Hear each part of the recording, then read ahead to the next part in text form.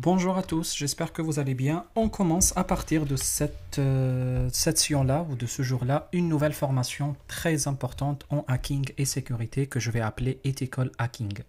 Alors, dans cette formation, on va découvrir globalement le monde de la cybersécurité avec un peu plus de détails parce qu'on a fait déjà une petite formation sur quelques exercices en cybersécurité, mais aujourd'hui, on va essayer d'aller encore beaucoup plus loin avec des cas qui sont beaucoup plus pratiques et c'est des choses un peu qui sont beaucoup plus sérieuses.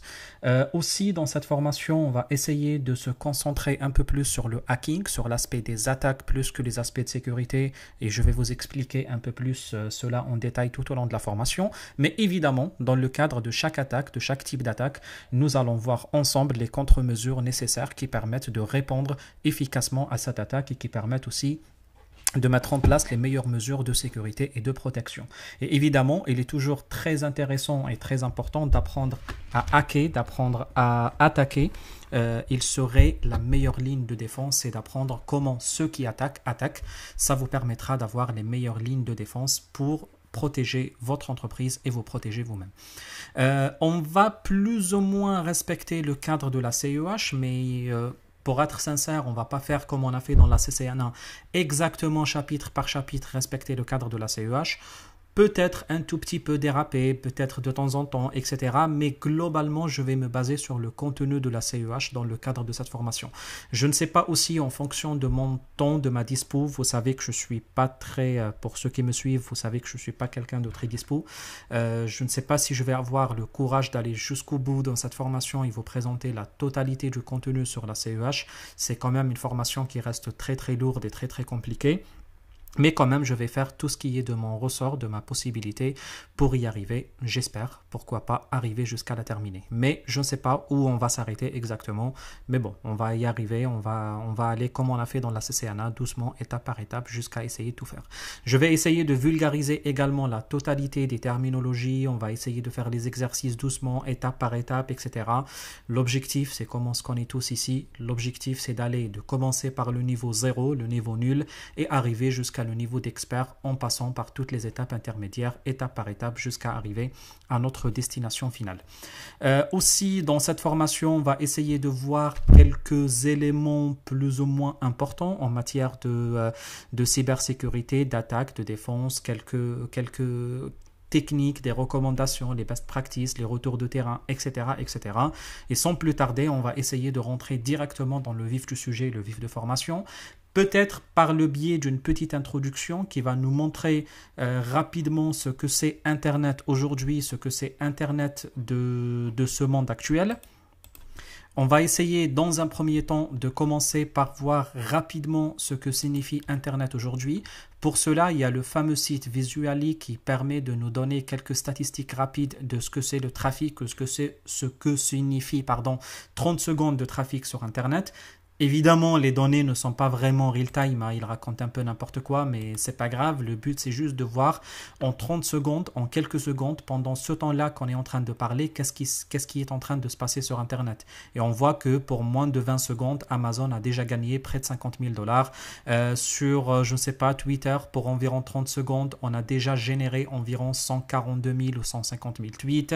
On voit également ce qui se passe sur Apple Store, plus de 19 000 applications téléchargées. On voit ce qui se passe plus ou moins sur des sites comme YouTube, combien d'heures de vidéos a été regardé. Tout cela permet de nous dire que quand même la quantité, le flux de trafic aujourd'hui qui circule sur Internet est très très très important, ce qui implique automatiquement la possibilité de faire des attaques, la possibilité de travailler sur ce trafic. La donnée aujourd'hui, devient de plus en plus la monnaie la plus importante qu'on essaye d'attaquer, qu'on essaye de récupérer d'une façon ou d'une autre. On voit aussi la carte Kaspersky qui permet de nous montrer en temps réel plus ou moins les attaques qui se déroulent sur Internet aujourd'hui ou dans le monde aujourd'hui. Et ça permettra d'avoir une idée très claire sur le nombre très important d'attaques, le nombre très important d'attaques, c'est le seul mot que je peux dire, qui est en train de se produire dans ce monde aujourd'hui. D'ailleurs, même en France, vous voyez quand même le flux ou le nombre d'attaques qui se produit. Après, on peut avoir un peu plus d'informations si on va rentrer dans plus de détails sur cette carte. Bitdefender aussi nous montre une carte plus ou moins similaire qui permet de nous montrer en temps réel les attaques qui sont en train de se produire dans le monde. C'est ce qui fait que on parle bien quand même des quantités d'informations, de nombre d'attaques qui est très important, qui se génère aujourd'hui, qui montre aussi l'importance qu'on a envers la sécurité, l'importance qu'on a aujourd'hui envers la cybersécurité. J'ai trouvé sur le net quelques statistiques qui sont plus ou moins intéressantes aussi sur les vulnérabilités, sur ce qui se passe aujourd'hui, édition 2023 sur ces statistiques cyber de torysecurity.fr. Il nous donne quelques informations très importantes que une société sur deux en France est victime d'une cyberattaque. 74% des attaques attribuées sont liées au phishing. Et derrière le phishing, il y a une forme de social engineering qu'on va voir en avançant un peu aussi dans cette formation. 2 entreprises sur 5 touchées par des ransomware. C'est une des attaques les plus embêtantes, les plus handicapantes et les plus difficiles à traiter. Enfin, le ransomware, très rapidement, ça consiste à bloquer la totalité des informations de l'entreprise, des datas de l'entreprise. Et on vous dit, vous payez une somme d'argent, sinon on ne vous donnera pas ces datas. Et vous voyez quand même, ça reste une des attaques les plus dangereuses aujourd'hui. 19% des intrusions font suite à un vol et fuite de données préalables. Les quantités de données sont tellement très importantes aujourd'hui dans les entreprises, fait qu'il est dorénavant très difficile, voire même quasiment impossible de contrôler la totalité des datas. D'ailleurs, vous suivez les médias tous les jours et vous suivez ce qui se passe dans la matière tous les jours en matière de fuite de données, des informations fuitées, des slides qui étaient présentés, un mail qui a été capturé, etc., etc. Parce que contrôler aujourd'hui les datas devient quand même un défi majeur pour la totalité des entreprises. Et encore, ici, je parle que des choses assez basiques, je ne parle pas des secrets industriels, etc. On parle de 15 300 € le coût médian d'une cyberattaque pour une TPE et on parle de 330 000 attaques réussies contre des PME en France. Quand même, ça montre quand même l'importance de la cybersécu, l'importance de la cybercriminalité et la place très importante qu'elle prend aujourd'hui. On prend par exemple ces statistiques qui nous disent en 2022 les malware attacks, les attaques de type malware aux États-Unis en 2022. On arrive quand même au mois de mars 2022 à jusqu'à presque 300 millions d'attaques aux États-Unis, rien qu'aux États-Unis. C'est vrai que c'est le pays le plus gros au monde, peut-être même la Chine qui est encore plus gros, mais quand même ça fait un chiffre quand même qui reste très important. On voit ici sur un autre site internet que ça nous donne les cyberattaques avec les entreprises, c'est les chiffres clés de 2021. Bon, ça reste quand même un peu récent. Ça nous donne pratiquement des chiffres plus ou moins équivalents. Ça montre aussi l'augmentation de 63% de budget de la sécurité dans les budgets de la DSI. En 2021, je pense aujourd'hui c'est un tout petit peu plus. Les budgets de la DSI prennent pratiquement un quart des budgets des entreprises. Je pense jusqu'à 2024, ça a dû augmenter un peu plus. C'est ce qui donne aujourd'hui que 1 euro sur 4 déboursés dans les DSI des entreprises sont déboursés pour de la sécurité informatique. Les prévisions d'augmentation des budgets cyber en fonction de la maturité de l'entreprise. Du coup, à chaque fois que l'entreprise est plus importante et de taille plus importante, les budgets cyber sont encore plus augmentés et plus importants. Le top 5 des secteurs les plus attaqués aujourd'hui, les IT, médias, télécommunications, c'est les secteurs de l'information en soi. Les secteurs de finance parce que bon, ça reste le secteur qui a le plus d'argent à disposition. Les secteurs de l'énergie aussi parce que ça reste aussi également un des secteurs les plus stratégiques pour n'importe quel pays. La construction, la logistique également. Et on parle ici de 250 000 € de pertes moyennes subies par 5% des entreprises, qui est le coût moyen, on va dire, le coût moyen d'une cyberattaque d'une entreprise de type PME en France. Encore avec les chiffres clés ici, qu'est-ce qu'on voit? Les premiers points d'entrée des attaques. C'est les serveurs de l'entreprise, c'est les data centers, c'est les points qui contiennent le plus d'informations dans l'entreprise, que ce soit hébergé à l'intérieur de l'entreprise ou dans le cloud. Et même pour la blague, il s'avère que on parle beaucoup de la sécurité des clouds, on dit toujours que les clouds, c'est les environnements les moins sécurisés, etc. Là, vous voyez quand même que les serveurs de l'entreprise sont un peu plus attaqués que le cloud. Ça ne veut pas dire que les clouds ne sont pas sont totalement safe, mais vous voyez que le fait de parler technologie cloud ou de technologie on-premise de l'entreprise, ça ne change pas vraiment grand-chose en matière de sécurité et vous le voyez devant vous que les serveurs de l'entreprise sont un peu plus attaqués même que les services cloud. Vous voyez les sites web aussi, ça prend aussi une place très importante en matière de pourcentage. Les salariés, on reviendra à ça, la faille humaine très importante dans le cadre des entreprises, les mobiles de l'entreprise, les mobiles privés des salariés aussi, c'est des cibles d'attaque très importantes, les fournisseurs de l'entreprise et vous voyez que dorénavant c'est devenu un peu une forme d'attaque très simple. Hein. C'est que vous prenez une entreprise de taille très importante, une banque française très importante, etc. On va dire, ouais, attaquer la BNP ou Société Générale ou je ne sais quoi, Orange, ou, enfin bref, vous avez compris, les plus grandes des entreprises. Ah oui, on sait bien que c'est très important, que c'est très difficile. Sauf que ce très grand groupe géant, il a un petit fournisseur à côté qui lui fournit un service, peut-être la restauration, peut-être le café, peut-être des chaises, des tables, un petit service informatique, une petite application à la compta, etc. Et ce service-là, il permet quand même d'avoir une porte d'entrée dans l'entreprise pour qu'il fasse ses opérations. Alors, il est plus simple dorénavant d'attaquer cette petite société qui n'a pas de budget cyber très important, qui n'a pas de conformité très importante, qui n'a pas de mise à jour très importante, qui n'embauche pas des experts en cybersécu, qui ne met pas en place des budgets très importants dans la matière, etc. Il est beaucoup plus simple de n'importe quelle entreprise d'attaquer, de hacker, pardon, d'attaquer cette entreprise et puis rentrer par les portes qui sont ouvertes à cette entreprise vers la grande banque ou la grande société que de l'attaquer directement. C'est ce qui fait que toutes les sociétés maintenant qui se respectent, les plus grandes, imposent quand même des règles de sécurité qui sont assez lourdes à supporter pour les sous-traitants. Et c'est ce qui fait aussi par conséquent que énormément de petits sous-traitants n'arrivent plus aujourd'hui à offrir des services pour les grands groupes parce qu'aujourd'hui, ils n'ont plus les moyens. C'est ce qui fait que ça fait que les grands groupes aujourd'hui de services qui arrivent à offrir aussi des grands groupes, du service d'ailleurs, aux grands groupes clients.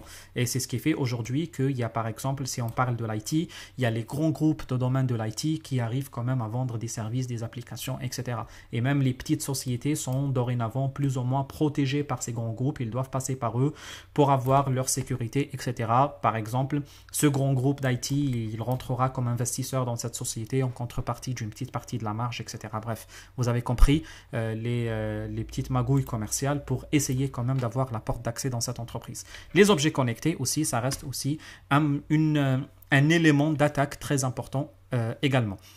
Les différents types d'attaques, on parle des attaques de type malware, les virus, etc., les emails compromis. Les attaques DDoS, ça reste quand même l'attaque la plus célèbre, ou parmi les attaques les plus célèbres aujourd'hui, parce que historiquement, quand on parlait des attaques, pratiquement, il n'y avait que les DDoS, plus ou moins les virus également. Ça reste quand même les DDoS, ils restent quand même dans le podium parce que vous allez voir dans le temps, je pense que tout le monde sait ce que c'est un DDoS. Si vous ne savez pas, c'est pas grave, on va faire les attaques de type DDoS en avançant dans la formation. Mais comme j'étais en train de dire, vous voyez que quand même l'attaque DDoS arrive à s'adapter avec les situations, même si les équipements aujourd'hui sont de plus en plus forts, sont de plus en plus puissants, les attaques DDoS quand même arrivent également à produire des attaques suffisamment fortes pour qu'elles puissent tomber des systèmes qui sont suffisamment puissants également. Les dénis de services IT, les pertes de données chiffrées, les pertes de données non chiffrées, les ransomware, vous voyez, c'est les types d'attaques qui restent plus ou moins classiques, mais qui sont encore de plus en plus sophistiqués aujourd'hui, ici également. Total des rançons payées par les 241 entreprises du panel ayant accepté la rançon. Du coup, c'est 7,3 millions d'euros. J'espère pas milliards, hein, j'espère millions d'euros. On parle bien des petites sociétés, des sociétés de type PME. Bon, je ne vais pas peut-être faire le tour de la totalité des statistiques, mais vous avez compris au final. Je vous laisse lire, hein, si vous voulez bloquer, arrêter la vidéo et lire. Vous pouvez lire aussi le reste des statistiques sur l'importance de la sécurité aujourd'hui, sur la dangerosité de la situation vis-à-vis des entreprises et comment on peut se protéger efficacement dans la matière. Et ça peut nous nous, comment dire, on peut conclure une conclusion très importante qui est l'importance de ce métier. Du coup, vous voyez qu'aujourd'hui, le métier de la cybersécurité reste un des métiers les plus importants dans la matière, si ce n'est pas le plus important dans les matières. Du coup, de ce que je vois dans les entreprises aujourd'hui, il suffit juste d'ajouter le petit mot-clé cyber dans votre CV et félicitations, vous gagnez 20% de plus dans votre salaire. Et vous allez voir que j'ai un petit PDF que j'ai trouvé sur le net de Cyberini. Il est vraiment pas mal du tout. C'était une statistique sur les emplois de cyber. Je vais essayer de le trouver et vous le montrer également. Mais ce que j'étais en train de vous dire, du coup, aujourd'hui, statistiquement, on parle quand même d'un métier qui est en plein développement, qui est en pleine évolution, qui reste le plus important dans les métiers de l'IT, qui reste le métier qui attire le plus d'attention autour de lui, carrément sur quasiment tous les métiers. Et beaucoup de personnes peuvent se poser la question, comment je peux commencer dans la cybersécurité? Est-ce que je dois faire une école d'ingénieur en cybersécurité? Je vous rassure, non, c'est vraiment pas vrai. Et vous allez même voir que la moitié des experts de cybersécurité aujourd'hui ne sont pas des gens qui ont fait de la cybersécurité comme métier de base, ne sont pas des gens qui ont eu un diplôme en cybersécurité. Et encore, ce que je dis toujours à mes étudiants, ce que je dis toujours à tout le monde, moi, je suis même totalement convaincu que les gens qui ont appris un métier et puis la sécurité dessus sont beaucoup plus compétents dans la matière que les gens qui ont appris directement la cybersécurité. Je m'explique. Si vous êtes par exemple un expert de réseau, du coup, vous connaissez les métiers de Cisco, vous les maîtrisez par cœur, vous faites très bien les métiers de Cisco avec tous les détails, le routage, la commutation, les VLAN, les protocoles, le data center, etc., etc. Si vous prenez vos compétences de Cisco qui sont déjà là et vous ajoutez votre couche de cybersécurité en plus, cybersécurité, je vais faire comme ça, votre couche de cybersécurité en plus, vous serez beaucoup plus compétent en sécurité réseau qu'un gars qui ne connaît pas du tout le métier de Cisco et qui arrive comme ça pour dire bonjour, je suis expert en cybersécu et commence à faire des formations CEH, etc. pour devenir expert de sécurité. Parce que ce qu'il faut retenir, ce qu'il faut comprendre, c'est que quand on parle de la sécurité, on parle de la sécurité de quelque chose. C'est le mot qu'on oublie parce que je dis, par exemple, je vais m'introduire, je dis bonjour, je fais de la sécurité ou je fais de la cybersécurité. La sécurité de quoi? Et de quelque chose. Enfin, tu sécurises quelque chose. Tu sécurises des maisons, des voitures, des systèmes d'information, des humains, etc., etc. Du coup, si tu sécurises un réseau et tu n'es pas expert en réseau, tu n'as pas les connaissances de réseau, j'ai envie de dire, tu racontes n'importe quoi. C'est la raison pour laquelle je dis toujours, si tu n'as pas fait la Cisco CCNA, tu n'as rien fait dans le métier de réseau. Tu ne peux pas être expert en cybersécurité réseau alors que tu n'as pas la CCNA. Ben, c'est pour ça que je t'invite et j'incite vraiment les gens à faire les cours de CCNA, c'est les plus importants dans la matière. Si tu n'as pas par exemple le AZ900, le MS900, les formations basiques de Microsoft, Active Directory, etc., les formations MS les plus connues, tu ne peux pas être expert de sécurité Azure ou expert de sécurité Active Directory ou expert de sécurité Microsoft dans la globalité. Microsoft quand même c'est la société la plus grande, la plus importante au monde aujourd'hui en capitalisation boursière et aussi dans l'IT. Être expert de sécurité Microsoft, c'est un excellent métier. C'est vraiment excellent comme métier. Et ne vous inquiétez pas, vous ne serez jamais en chômage si vous faites de la cybersécurité Microsoft. Mais malheureusement, si vous faites de la cybersécurité Microsoft, il faut faire d'abord Microsoft avant de faire de la cybersécurité de Microsoft. C'est ce qui fait que, moi, ce que je dis toujours aux gens, c'est que vous qui n'avez jamais fait de la cybersécu, probablement vous qui êtes en train de m'écouter maintenant, vous faites partie de ces gens-là. Enfin, si vous êtes expert en cybersécu, j'imagine vous n'allez pas perdre du temps à m'écouter, vous raconter là cette histoire.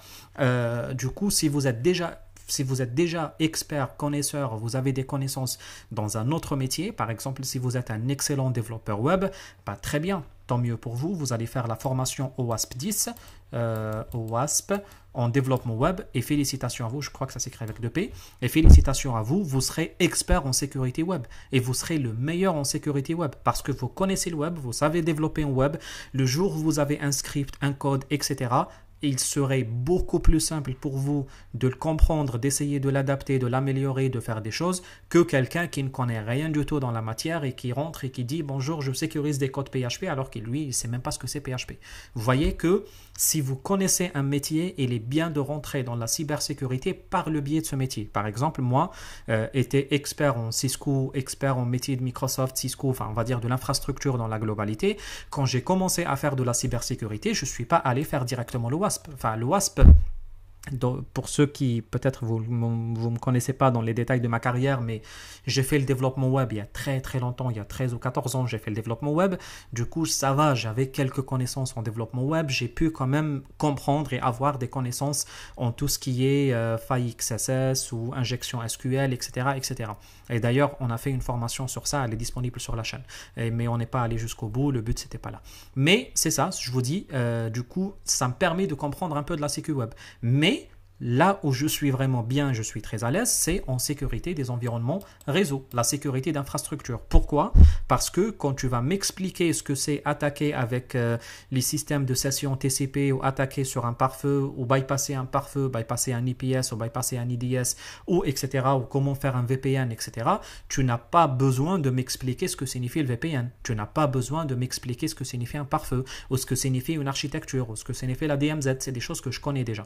Du coup, m'expliquer directement comment configurer le paramètre de sécurité, c'est beaucoup plus simple. Ça me permettait d'être beaucoup plus à l'aise. C'est comme si je connais déjà quelque chose et j'ajoutais juste une couche dessus. Et c'est beaucoup plus simple. Et ça vous rendra aussi beaucoup plus solide dans la matière. Et vous savez comprendre la chaîne de A à Z. Parce que c'est quoi la chaîne de A à Z? C'est commencer par introduire le produit et puis le sécuriser après.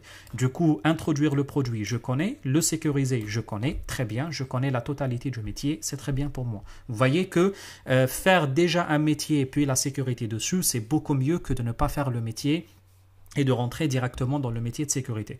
Vous allez me dire après, ok, oui, j'ai bien envie de faire la cybersécurité, par quoi je dois commencer? Maintenant, vous me connaissez, vous savez très bien quelle est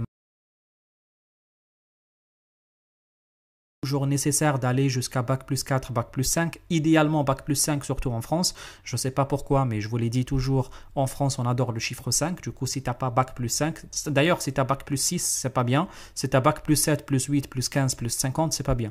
Il faut juste vraiment un Bac plus 5, c'est comme ça. Si tu as Bac plus 4, c'est pas bien non plus. Il faut vraiment 5. Je ne sais pas pourquoi, mais on aime le chiffre 5 en France. Du coup, c'est comme ça, il faut un Bac plus 5. Ça, c'est vraiment le début. Et la plupart des postes que je vois, c'est les entreprises demandent des Bac plus 5. Du coup, si tu n'as pas un Bac plus 5, c'est vraiment un peu handicap, surtout vis-à-vis des RH, parce que lors de processus d'embauche, ils exigent quand même que tu sois ingénieur. C'est dans les règles de sécurité, les règles de qualité de l'entreprise. On va dire que tu travailles avec une équipe d'ingénieurs, c'est honteux de ne pas être ingénieur et de les piloter, etc., etc. On comprend tous que c'est un peu de la connerie, mais c'est comme ça. On ne va pas changer le monde, c'est comme ça, on va faire avec.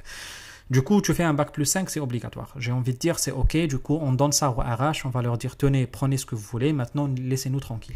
Et puis, une fois ils nous laissent tranquilles, qu'est-ce qu'il faut faire? Il faut qu'on rentre un peu plus dans ce qu'on appelle le triangle de sécurité, ce que j'appelle moi-même le triangle de sécurité. Je vous promets, je ne sais pas si ça existe vraiment ou pas. C'est de ma philosophie personnelle, pas plus que ça. Du coup, dans ce triangle de sécurité, moi, je vois principalement 3 métiers. Je vois l'attaque.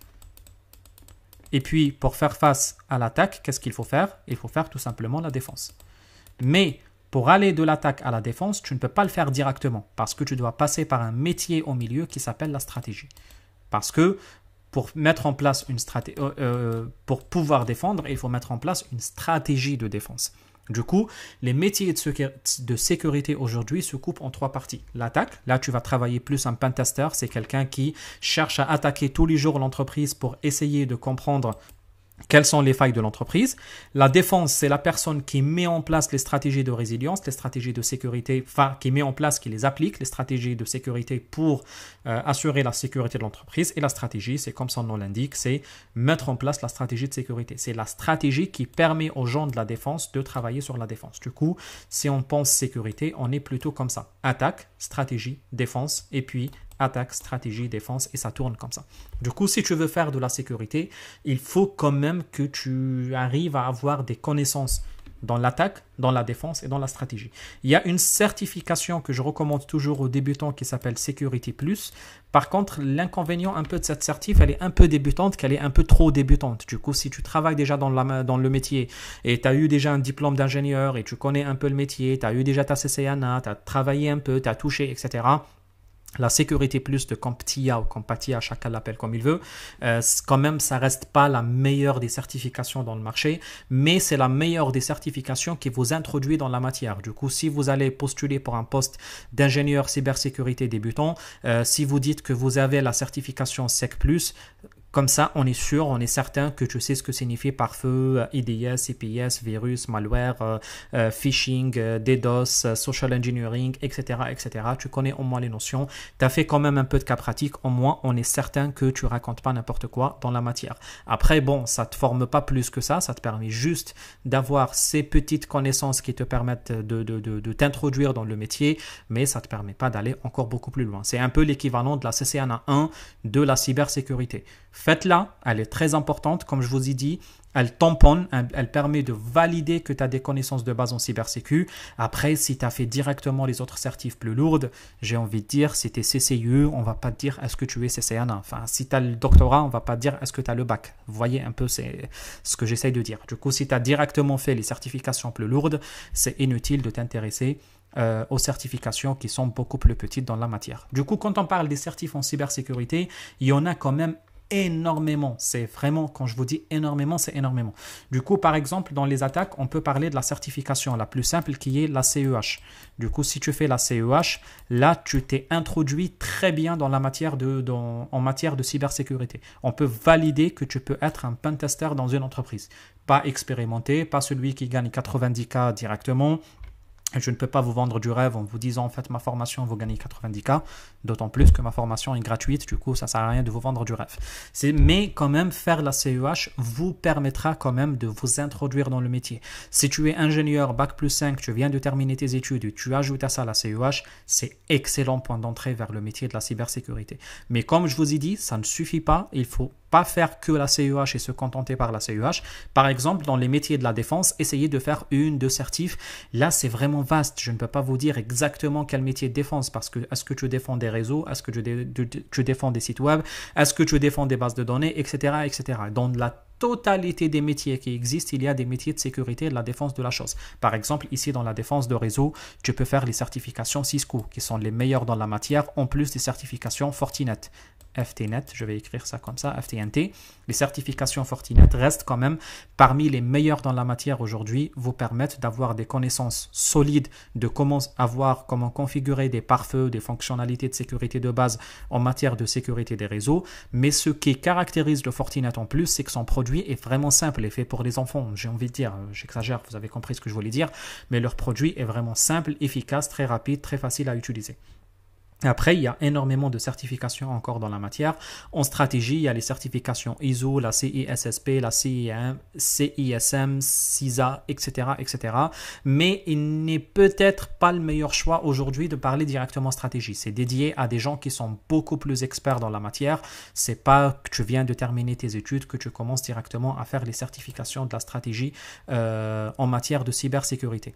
J'ai fait un peu le tour sur Internet pour vous montrer rapidement quelles sont les meilleures certifications dans la matière et rien que pour vous montrer très rapidement le métier de la cybersécurité dans sa globalité. Allez où?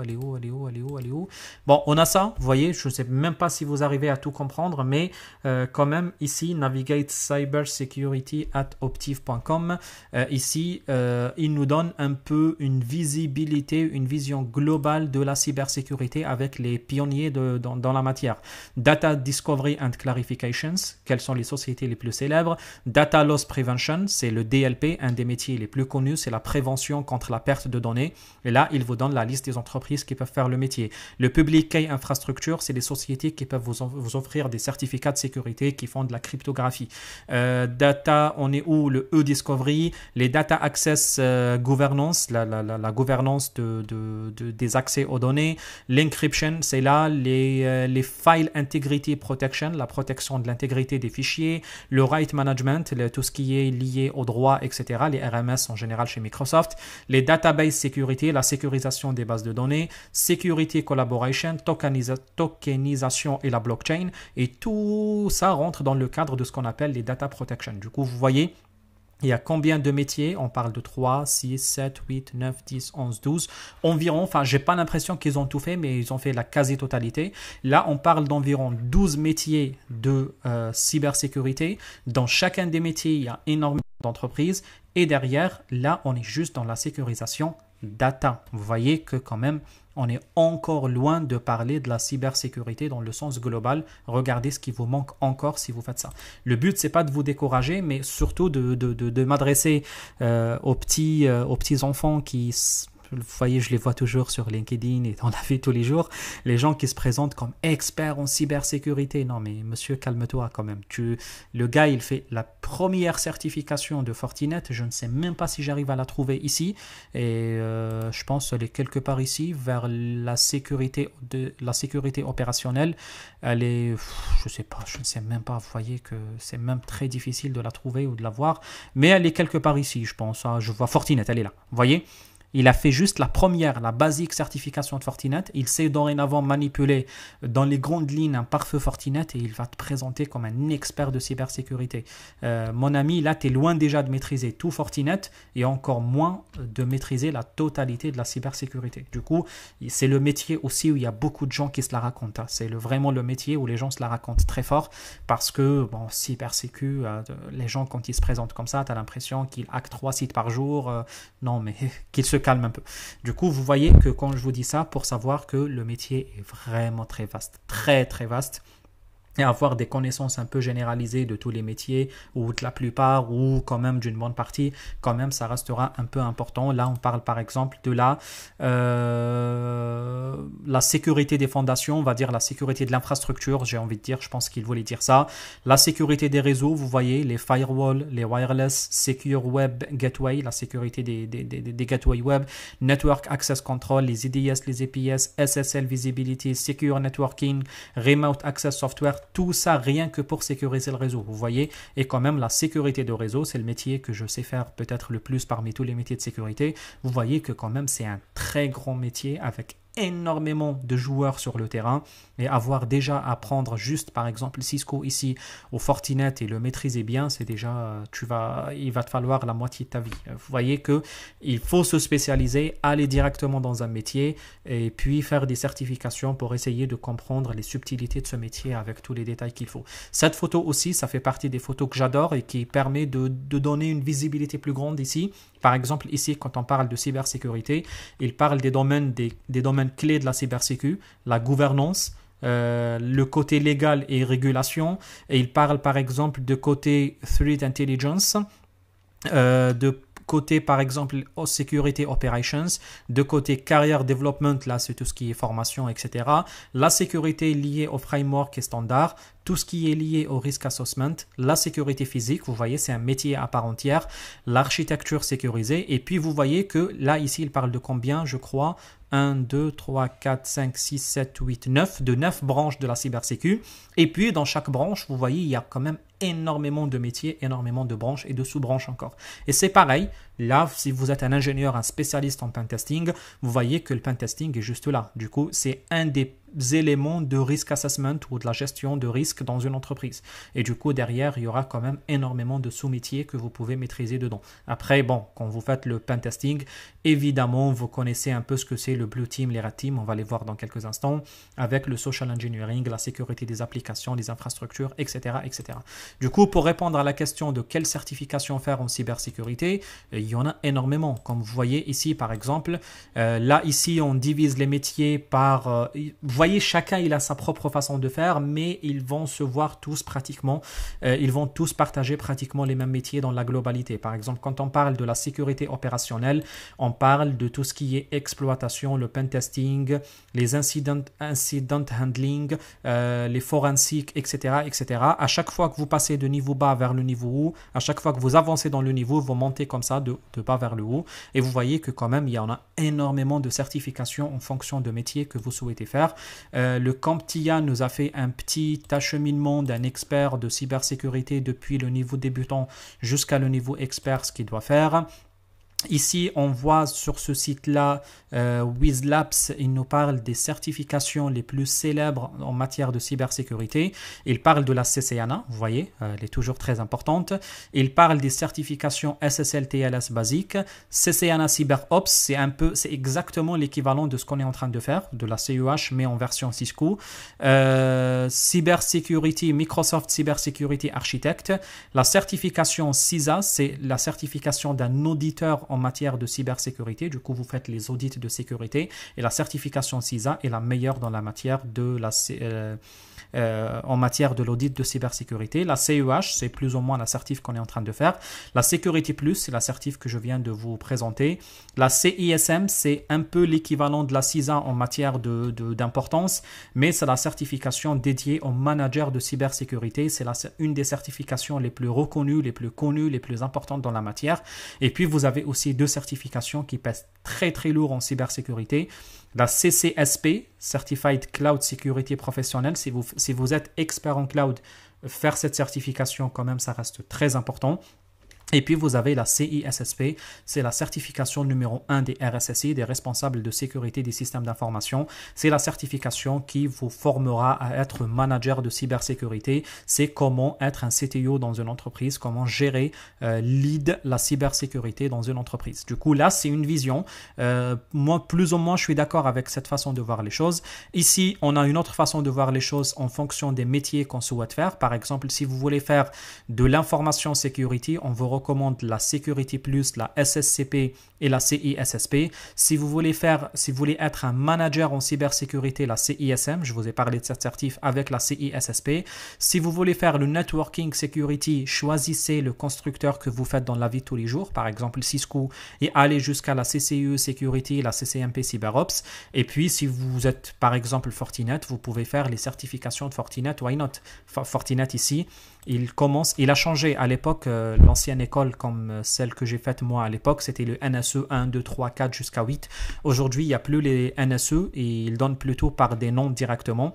Par exemple, vous avez la certification Fortinet Certified Fundamentals qui vous permettra juste de vous introduire dans le métier. Puis l'Associate, celle-ci, c'est l'équivalent de la NSE 4 pour les plus anciens.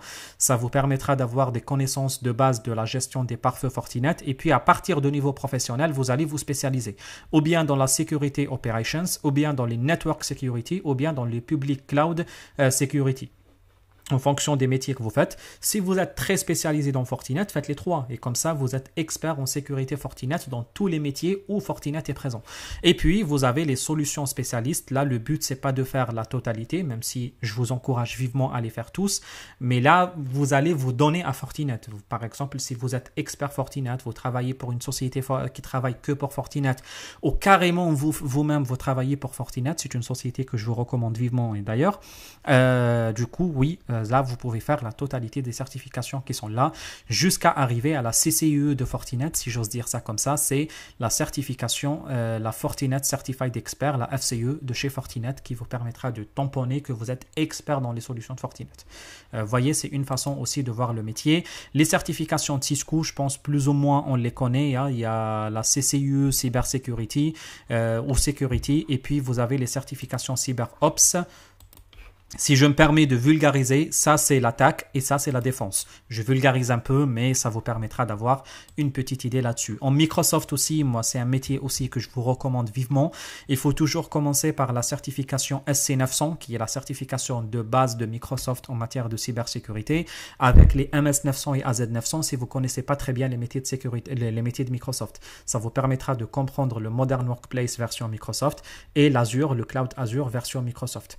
Et puis, vous commencez à rentrer avec plus de détails dans le métier. Vous avez 4 certifications: Security Operations Analyst Associate, Identity and Access Administrator Associate, et puis Azure Security Engineer Associate, et puis Microsoft 365 Security Administrator Associate.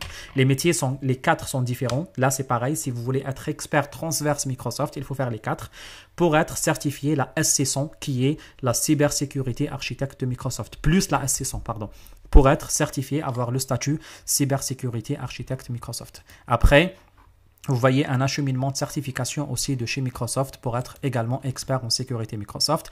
Hacker.io, il nous donne la liste des meilleures certifications en cybersécurité. Et vous voyez que chacun sa façon de voir les choses. Les certifs sont énormément connus, sont différents.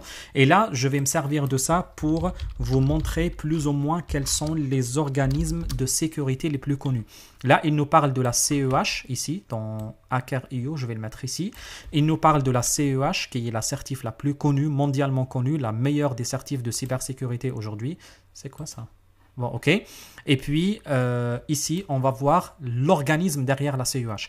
Et l'organisme qui est derrière la CEH, il s'appelle EC Council, qui c'est un des organismes de sécurité les plus célèbres au monde. On va les voir tous. Il y a 4 ou 5 les plus importants aujourd'hui. Et du coup, ici, par exemple, si vous prenez les certifs d'EC Council, EC Council fait la totalité ou la quasi-totalité des métiers de cybersécurité les plus connus aujourd'hui. Du coup, vous pouvez, ça fait partie des métiers que vous pouvez faire, vous pouvez être expert EC Council et vous faites la totalité des certifications de ces conciles. Il n'y en a pas beaucoup, une quinzaine. Vous pouvez les faire en 10 ans de travail. Je ne dis pas vous allez les faire demain matin, hein, mais 10 ans, 15 ans de travail, vous faites 2 ou 3 chaque année, ou une chaque année ou 2 chaque année. En 10 ans, vous les faites tous. Et vous serez expert EC Council. Et vous allez vendre vos services, vos principes, vos services d'audit pour les entreprises dans la matière de cybersécurité. Du coup, il y a l'Ethical Hacking, la CEH et puis la CEH Master. L'executive Management, c'est un peu l'équivalent de la CISSP, mais version EC Council. Vous avez la Certified Chief Information Security Officer. C'est la CISO, c'est la certification d'un... Je vous ai dit CTO il y a quelques instants. Non, c'est le CISO, hein, c'est le responsable de cybersécurité. Associate, vous avez l'associate CISO et l'expert CISO. Computer Forensic, vous avez la certification aussi de Forensic Investigator, c'est ceux qui font des enquêtes de cybersécurité. Et la CHFI, c'est une des certifications les plus connues dans la matière d'ailleurs. Vous avez la certification de Network Security comme la CND. Elle est plus ou moins tuée par la CCNA Sécurité de Cisco, mais après vous pouvez la faire aussi, pourquoi pas. Et sinon, vous avez la ICS ISACA Cybersécurité. Encryption, vous avez une certification dédiée à la à la technologie d'encryption, de la cryptographie. Et puis, vous avez des certifications dédiées, une certification dédiée au pentesting qui s'appelle la CPEN, qui est une des certifications aussi les plus lourdes et les plus connues dans la matière. Incident Handler, c'est handling, c'est les réponses aux incidents en matière comment... C'est comme si, par exemple, si vous faites ces 3 certifications, vous pouvez changer votre vie, par exemple. Pourquoi? Vous allez vendre aux entreprises vos services de comment vous allez mettre en place des systèmes de réponse aux incidents. Et là, c'est une prestation. En France, ça coûte environ 1 000 € par jour. Hein. Vous voyez que vous gagnez bien vos vies si vous le faites. Et du coup, vous faites ces 3 certifs avec un peu d'expertise, de connaissances, etc. Vous allez pouvoir vendre aux entreprises vos services de comment mettre en place un système de réponse aux incidents qui soit rapide et efficace pour que l'entreprise ne tombe pas s'il y a des soucis de sécurité dans la matière. Cloud Security, les solutions cloud, les solutions DevOps, DevSecOps, eux, ils s'intéressent à la sécurité DevOps, pas à DevOps de cours. Du coup, si vous faites DevOps, vous pouvez aussi faire de la sécurité DevOps avec EC Council. Les blockchains, si vous aimez les blockchains, les crypto-monnaies, etc. Attention, blockchain et crypto, c'est pas vraiment lié. Hein. Les cryptos utilisent la blockchain. Les gens, quand ils entendent le mot blockchain, ils pensent directement à la crypto-monnaie, mais pas obligatoirement. Et du coup, vous pouvez proposer des solutions blockchain en faisant ces certifs. Bref, vous avez compris, il reste 4 ou 5, je ne vais pas les terminer, mais vous avez compris les grandes lignes de ce que je voulais dire exactement. On continue encore ici. Là, on parle de la certification CISM. Et CISM, elle fait partie aussi des certifications offertes par un des organismes également les plus connus au monde dans la matière qui s'appelle ISACA. Du coup, quelles sont les certifications les plus connues de l'ISACA? Si je me permets de revenir comme ça et recliquer ici directement sur certification, vous allez voir la liste des certifications de l'ISACA qui est un concurrent. Je répète, sont tous concurrents, l'un est concurrent de l'autre. Et l'ISACA offre des certifications également qui sont très importantes en matière de cybersécurité. Parmi elles, les plus importantes, c'est la CRISC, c'est en gestion de risque, comment être un expert en risk management. Ils estiment que ceux qui ont cette certification, ils gagnent environ 150 000 $ quand même annuels. C'est quand même un très bon salaire. La CISM, c'est une des certifications également les plus connues, je vous ai parlé déjà de ça. Et la CISA, qui est la certification qui vous permettra d'être un auditeur expert en cybersécurité. Là, un manager expert en cybersécurité. Et là, c'est un gestionnaire de risque expert en cybersécurité. Après, ils ont d'autres. Pour être sincère, je ne les connais pas plus que ça. Je les connais comme ça de nom, mais je ne connais pas trop le contenu de ces certifs. Du coup, c'est les 3 que je connais le plus chez ISACA, qui reste quand même, comme je vous ai dit, un des leaders dans la matière. Après, il y a CompTIA ou CompTIA, je ne sais plus comment on l'appelle. Le CompTIA Security Plus, je vous ai parlé de cette certif. Et on va parler également de CompTIA. Du coup, si vous voulez apprendre n'importe quel métier que vous voulez apprendre, CompTIA vous offre justement cette possibilité parce que CompTIA offre des programmes de certification de tous les métiers au niveau basique. Du coup, en cybersécurité, c'est un tout petit peu exceptionnel parce que c'est le seul métier où c'est pas basique, mais ils permettent d'aller encore beaucoup plus loin. Et en CompTIA, ils ont un principe simple, c'est qu'ils sont indépendants des constructeurs. Par exemple, si tu veux comprendre le métier de cloud, très bien, tu viens ici, tu fais Cloud Essentiel Plus et tu comprendras le métier de cloud. Si tu veux comprendre la gestion de projet, bah, tu viens ici, tu fais ce métier-là, cette formation-là, DataX pour les data. Data 6+, Data+, Pentest. Par contre, en cybersécurité, ils ont la Pentest Plus, qui est l'équivalent de la CEH. Le CASP+, c'est une certification de niveau avancé en matière de sécurité par rapport à la sécurité plus. La CISA+, c'est cybersécurité analyste en cybersécurité. Et puis, ils ont quoi encore? La sécurité plus, qui est aussi une des certifications les plus célèbres chez eux en sécurité. Du coup, ici, vous allez trouver plus ou moins les informations de comment vous allez vous évoluer. Et d'après eux, il va falloir commencer par la certification IT fondamentale et puis A+, qui s'intéresse aux maintenances des ordinateurs, Network+, les notions de base des networks, des réseaux, Security+, les notions de base de la cybersécu, et puis Cloud+, les notions de base des métiers cloud, Linux+, les notions de base des métiers de Linux, Server+, pareil pour les serveurs. Sincèrement, je vous les recommande vivement. Comme ça, si tu fais Linux+, tu connais très bien les notions de base de Linux. Le jour où tu vas faire de la cybersécurité de Linux, tu ne vas pas t'embêter parce que tu connais très bien la matière et les commandes, tu ne vas pas me dire ce que signifie IS. Et puis, j'ai eu cette histoire récemment avec quelqu'un qui me disait ce que c'est IS. Et quand on a vu ensemble, on a vu que c'est LS, la fameuse commande la plus simple. Il pensait que c'est un I majuscule.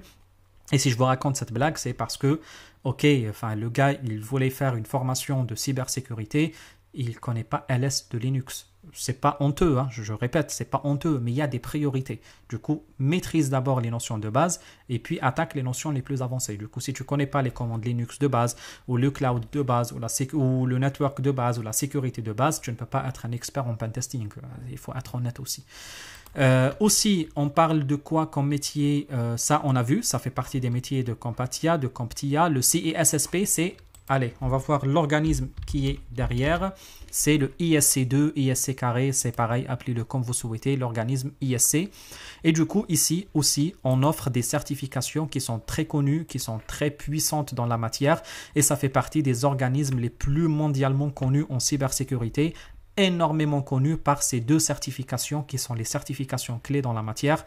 La CCSP en matière de sécurité cloud, et puis la CISSP, c'est la certification de plus haut niveau en sécurité en management, en stratégie de sécurité. Elle est plus dédiée à des gens qui veulent devenir RSSI, responsables de sécurité, etc. Après, ils ont énormément d'autres certifications comme Information System Security Management Professionnel ou la Certified Secure Software Lifecycle Professionnel. Elle est plus dédiée aux gens qui travaillent la sécurité applicative. Là, c'est System Security Certified, à ceux qui veulent les sécurités des systèmes, Information Security Engineer professionnel, etc., etc. Je ne les connais pas toutes, vous devinez bien cela. Après, il y a quoi encore? La GIAC, oui, on va voir GIAC, je pense que c'est la dernière qu'on va voir. Allez, on va voir la GIAC Security Essentials, ou peu importe, allez. La GSEC, c'est la certification de base de l'organisme qui s'appelle GIAC ou GIAC. Du coup, alors je vais revenir ici.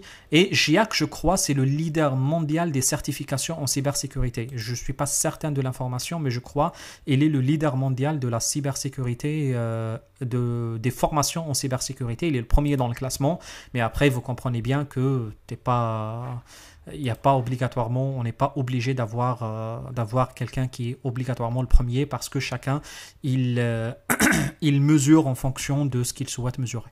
Du coup, là, vous voyez, il y a énormément de certifications aussi chez eux en fonction de métier que vous voulez faire.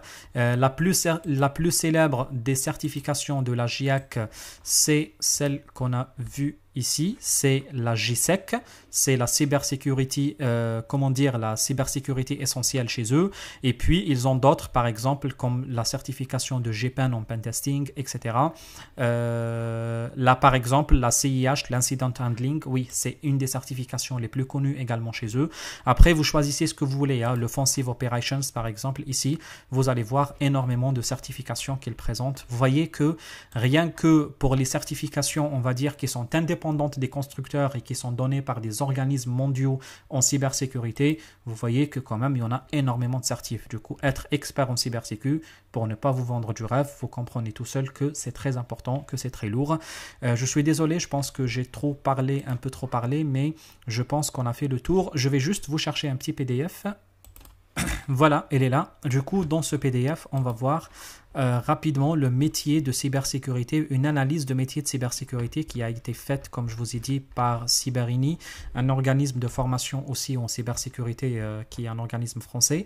Et du coup, c'est parmi les meilleurs d'ailleurs. Je vous recommande vivement ces formations, mais par contre, elles sont payantes. 70% des décideurs informatiques mondiaux font face à des lacunes critiques en matière de compétences. Le taux d'embauche est 2,4 fois plus élevé dans les métiers de numérique que les autres secteurs. Ça, on le connaît. Je vais peut-être aller directement vers les choses liées à la sécurité. On parle de salaire brut annuel moyen d'un ingénieur en cybersécurité après 2 à 5 ans d'expérience. Et croyez-moi, vous pouvez aller même à beaucoup plus que cela. On parle d'environ 100 000 pour les gens qui ont plus ou moins 10 ans de travail dans la cybersécurité. Les profils de la cybersécurité, on parle de 45% des professionnels de la cybersécurité qui ont moins de 5 ans d'ancienneté. Vous voyez que c'est un métier qui reste encore très jeune aujourd'hui. 46% n'ont pas de diplôme spécialisé en cybersécurité, c'est ce que j'étais en train de vous dire il y a quelques instants. 89% sont des hommes.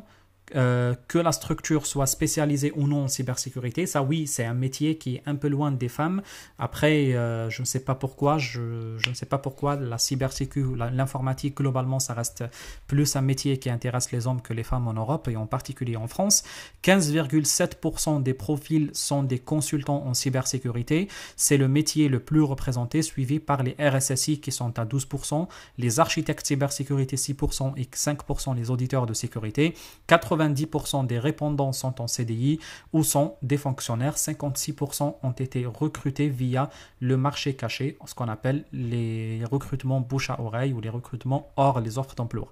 Alors, les métiers de la cybersécurité, du coup, le panorama des métiers de la cybersécurité établi par l'ANSSI, qui est l'organisme français de cybersécurité, vise à offrir un référentiel de métiers de cybersécurité. On parle de gestion de la sécurité, pilotage des projets de sécurité, conception et maintien d'un système d'information sécurisé, la gestion des incidents, le conseil et puis les métiers annexes qui sont associés à la cybersécurité. Et puis, on parle, il a analysé après 100 offres d'emploi de cybersécurité, quelles sont les compétences cherchées. Du coup, 61% cherchent quoi? Merci, les réseaux, le CCNA, merci. Du coup, vous voyez que maîtriser les réseaux pour faire la cybersécurité reste quand même très important. Parce que déjà, il y a 10 ans, le mot cybersécurité n'existait pas. On appelait la sécurité des réseaux. C'est juste, on a redonné un nouveau look à ce terme-là et on a inventé ce nouveau terme qui dit cybersécurité. Et là, à l'époque, ça s'appelait sécurité réseau. C'est pour cette raison que maîtriser les réseaux pour faire la sécu, c'est plus qu'important. 37% pentest et hacking éthique, c'est ce qu'on est en train de faire. Du coup, tu vois que si tu fais ça, ce qu'on fait en CCNA, plus que tu fais ça, tu peux faire une belle vie, une belle carrière en cybersécurité et me remercier surtout. 35% analyse et gestion de risque, 32% en système d'exploitation, 25% compétences dans les SOC et CERT, 25% dans les normes et référentiels. On parle de RGPD qui commence quand même à rentrer dans la matière parce qu'on est en Europe et la RGPD, on l'a sur le dos. Après, en l'analyse, on parle d'anglais qui quand même reste un élément très important dans la maîtrise, les soft skills qu'on cherche, l'anglais, l'autonomie, la rigueur, le travail en équipe, la veille, et puis la curiosité, les esprits d'analyse et de synthèse et l'expression orale et écrite. Et puis à la fin, qu'est-ce qu'on trouve? Le tableau des mots-clés les plus courants dans les offres d'emploi. Ça, c'est très important quand vous faites vos CV, utilisez ces mots, la totalité de ces mots. Vous pouvez arrêter la vidéo et prendre une capture, mais c'est très important d'utiliser ces mots parce que dans les offres d'emploi, on a des robots qui analysent les CV. Et du coup, à chaque fois qu'il y a des mots pareils qui arrivent, bon après, si tu ne maîtrises pas, ça ne sert à rien de le faire. Hein. Si tu ne travailles pas dans les SOC ou les SIEM ou tu ne connais pas ce que c'est, tu ne fais pas de la sécurité cloud, essaye de jeter le mot d'une façon ou d'une autre. Hein. Si tu ne fais pas Python, essaye d'avoir l'intelligence de tourner la phrase de telle sorte que tu ajoutes le mot. Vous voyez, c'est juste pour être un peu plus regardé par les robots qui analysent les CV, pas plus que cela. Après, on parle des profils débutants, combien ils touchent, environ 42 000 bruts annuels, environ 72 000 bruts annuels pour les débutants, enfin pour les intermédiaires ou les experts. On parle d'environ 500 €, moi j'ai envie de dire un peu plus, le taux journalier de ceux qui travaillent en cybersécurité à leur propre compte. Du coup, le reste du PDF est assez bien, je ne me rappelle plus comment vous le trouvez, mais je pense vous cherchez sur le net avec guide carrière cybersécurité, vous pouvez le trouver. Il est vraiment bien à lire, à avoir des informations, comment on peut bien faire sa carrière en cybersécurité. Alors, ce n'est que le début, ce n'est que l'introduction. Je pense qu'il faut que je m'arrête là. C'est Michel d'ailleurs, c'est lui qui était derrière ça et il est très bien en cybersécu. J'ai fait pas mal de ses formations dans la matière. Il est vraiment très bien. Le reste, je ne les connais pas. Alors, du coup, qu'est-ce que je voulais dire? Je reviens à un autre cours ici.